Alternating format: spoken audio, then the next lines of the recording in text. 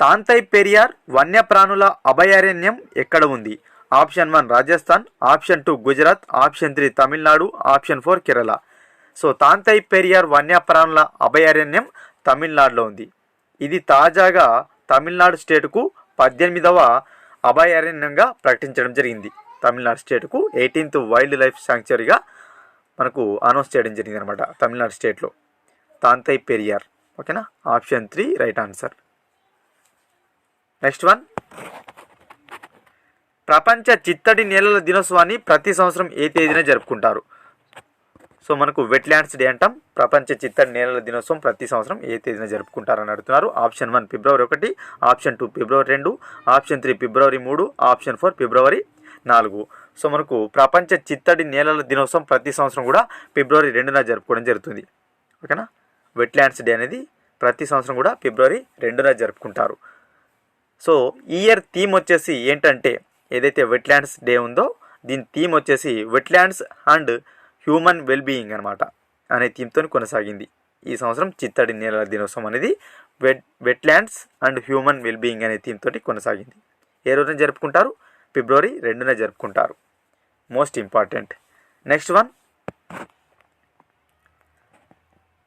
Bharat mobility global expo 2024 summit అనేది ఎక్కడ జరిగింది? Bharat mobility global expo 2024 summit ఎక్కడ జరిగిందని అడుగుతున్నారు. Option 1 Mumbai, option 2 New Delhi, option 3 Bengaluru, option 4 Kolkata. So Bharat mobility global expo summit అనేది న్యూఢిల్లీ వేదికగా జరిగింది. ఓకేనా, న్యూఢిల్లీ వేదికగా మొబిలిటీ గ్లోబల్ ఎక్స్పో సమ్మిట్ అనేది జరిగింది. Option 2 right answer. తాజాగా చిత్తడి నేలల దినోత్సవం సందర్భంగా భారతదేశంలో కొత్తగా 5 చిత్తడి నేలలను ప్రకటించడం జరిగింది.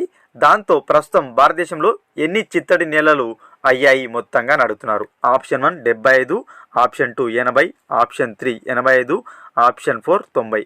సో తాజాగా చిత్తడి నేలల దినోత్సవం సందర్భంగా భారతదేశంలో మొత్తంగా 5 కొత్త చిత్తడి నేలలు ప్రకటిస్తే మొత్తంగా ప్రస్తుతం భారతదేశంలో 80కి చేరింది. దీని సంఖ్య, చిత్తడి నేలల సంఖ్య అనేది 80కి చేరింది. ఓకేనా, 5 అయితే ఈ ఇయర్లో అనౌన్స్ చేశారు చిత్తడి నేలలుగా. దాంతో 80కి అయితే చేరింది వెట్లాండ్స్ లిస్ట్ అనేది. ఓకేనా, option 2 right answer. Next one, 2024కు సంబంధించి ఖేలో ఇండియా యూత్ గేమ్స్ను ఏ రాష్ట్రం నిర్వహించింది? సో ఖేలో ఇండియా యూత్ గేమ్స్ను ఏ రాష్ట్రం నిర్వహించిందని అడుగుతున్నారు 2024 ఇయర్కు సంబంధించి. Option 1 Maharashtra, option 2 Haryana, option 3 Tamil Nadu, option 4 Karnataka. 2024 ఇయర్కు సంబంధించి ఖేలో ఇండియా యూత్ గేమ్స్ను తమిళనాడు అయితే నిర్వహించింది. ఓకేనా, తమిళనాడు ఖేలో ఇండియా యూత్ గేమ్స్ను నిర్వహించింది 2024 ఇయర్కు సంబంధించి. Option 3 right answer. Next one, భారతదేశంలో మొట్టమొదటి మంచు చిరుత జనాభా ప్రకారం భారతదేశంలో మంచు చిరుత పులిలు మొత్తంగా ఎంతగా ఉన్నాయని అంచనా వేశారు. సో మనకు చూసుకున్నట్టయితే ఇటీవల స్నో లియోపార్డ్ అంటాం. సో స్నో లియోపార్డ్ సంబంధించి లెక్కలైతే వేసింది భారత ప్రభుత్వం. సో మొత్తంగా ఎన్ని స్నో లియోపార్డ్స్ మంచు చిరుత పులులు ఉన్నాయని లెక్క తేలిందని అడుగుతున్నారు. Option 1 500, option 2 718, option 3 768, option 4 850. So మనకు మంచు చిరుత పులి గణాంకాల ప్రకారం, తాజా గణాంకాల ప్రకారం మొత్తంగా భారతదేశంలో 718 ఉన్నట్లు లెక్క తేలింది. 718 మంచు చిరుత పులులు భారతదేశంలో ఉన్నట్లు తాజా సర్వేలు అయితే తేలింది. Option 2 right answer. Snow leopard అంటాం. ఓకేనా, next one,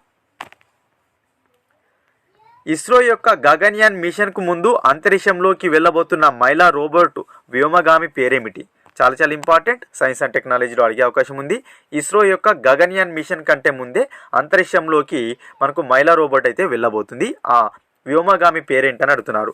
option 1 Vyomnaut, option 2 Gaganyatri, option 3 Vyommitra, option 4 వ్యోమగామి. సో ఏదైతే ఇస్రో పంపించబోతున్న మహిళా రోబోట్ ఉందో ఈ రోబోట్ పేరేంటంటే వ్యోమమిత్ర. ఓకేనా, వ్యోమమిత్రతోటి మనకు ఈ అంతరిక్షంలోకి అయితే మొదటి మహిళా రోబోట్ అయితే వెళ్ళబోతుంది, ఇస్రో పంపబోతుంది. Option 3 right answer, Vyommitra. ఓకేనా, నెక్స్ట్ వన్,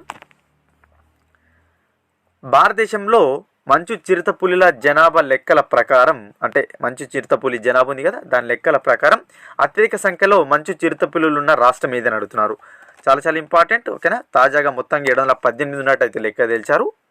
సర్వేలో. అయితే అత్యధికంగా ఎక్కడ ఉన్నాయని అడుగుతున్నారు. లడఖ్లో ఉన్నాయి. ఓకేనా, లడఖ్లో అత్యధికంగా మంచు చిరుతపులులు ఉన్నట్లు లెక్క తెలియంది. మొత్తంగా ఎన్ని ఉన్నాయంటే 477 ఉన్నాయి లడఖ్లో అత్యధికంగా. టోటల్ ఎన్ని 718. అందులో అత్యధికంగా లడఖ్లోనే 477 ఉన్నాయి మంచు చిరుతపులులు, స్నో లియోపార్డ్స్. ఓకేనా, option 3 right answer. Next one, Uttarakhand రాష్ట్రానికి తొలి మహిళా ప్రధాన కార్యదర్శిగా ఎవరు అపాయింట్ అయ్యారు? సో ఉత్తరాఖండ్ స్టేట్ ఉంది కదా, ఆ స్టేట్కు తొలిసారిగా ఒక మహిళా సిఎస్గా బాధ్యతలు అయితే స్వీకరించారు. ఎవరని అడుగుతున్నారు. Option 1 Radha Raturi, option 2 Kusum Kandwal, option 3 Kamini Gupta, option 4 Geeta Khanna. Uttarakhand స్టేట్కు తొలి మహిళా సిఎస్గా రాధా రాటూరి గారు అయితే అపాయింట్ అవ్వడం జరిగింది. తొలి మహిళా ప్రధాన కార్యదర్శిగా రాధా రాటూరి గారు అయితే అపాయింట్ అయ్యారు. ఏ స్టేట్కు? ఉత్తరాఖండ్కు మహిళా సిఎస్. నెక్స్ట్ వన్, ఇటీవల ఏ న్యూరో టెక్నాలజీ కంపెనీ మానవ మెదడులో మొదటి కంప్యూటర్ చిప్ను పొందుపరిచింది? చాలా చాలా చాలా ఇంపార్టెంట్ బిట్. ఓకేనా, option 1 Neuralink, option 2 kernel, option 3 Blackrock Neurotech, option 4 Neurable. ఇటీవల న్యూరాలింక్ అనే కంపెనీ ఏం చేసిందంటే మానవ మెదడులో మొదటిసారిగా కంప్యూటర్ చిప్ను అయితే పొందుపరిచింది.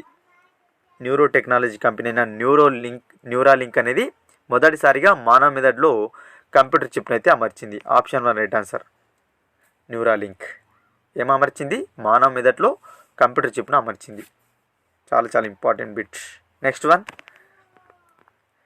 ఇటీవల భారత ప్రభుత్వం కింద ఇచ్చిన ఏ విమానాశ్రయాలలో అంతర్జాతీయ విమానాశ్రయంగా ప్రకటించింది? ఓకేనా, కింద ఇచ్చిన విమానాశ్రయాలలో ఒక విమానాశ్రయంను ఇంటర్నేషనల్ ఎయిర్పోర్ట్గా అయితే రికగ్నైజ్ చేసింది.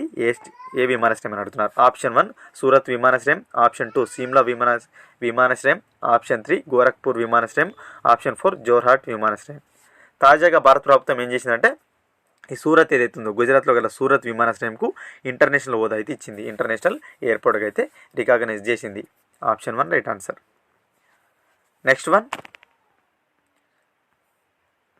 మధ్య శిలాయుగం నాటి రాక్ పెయింటింగ్స్ ఇటీవల ఏ రాష్ట్రంలో కనుగొనబడ్డాయి? చాలా చాలా ఇంపార్టెంట్ ఈ బిట్ కూడా. Option 1 Telangana, option 2 Madhya Pradesh, option 3 Gujarat, option 4 Uttar Pradesh.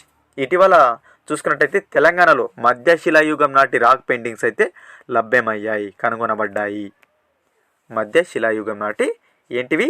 Rock paintings అనేవి తెలంగాణ రాష్ట్రంలో కనుగొనబడ్డాయి, బయటికి తీయడం జరిగింది. Option 1 right answer. Next one,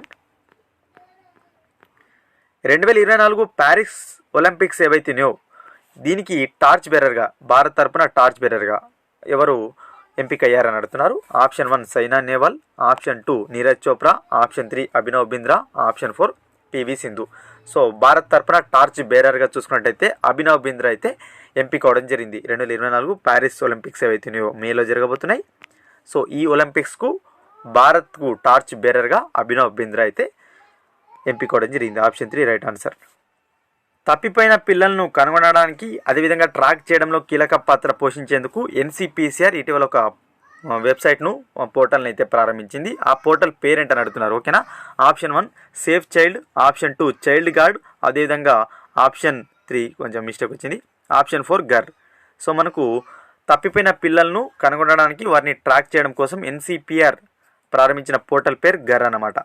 ఓకేనా, గర్ అనే పేరుతోటి ఎన్సిపిసిఆర్ అనేది ఒక పోర్టల్ను ప్రారంభించింది తప్పిపోయిన పిల్లలను ట్రాక్ చేయడం కోసం, అదేవిధంగా వాళ్ళని కనుగొనడం కోసం అయితే ఈ గర్ అనే పోర్టల్ను ప్రారంభించింది. ఇంపార్టెంట్. ఓకేనా, ఆప్షన్ 4 రైట్ ఆన్సర్.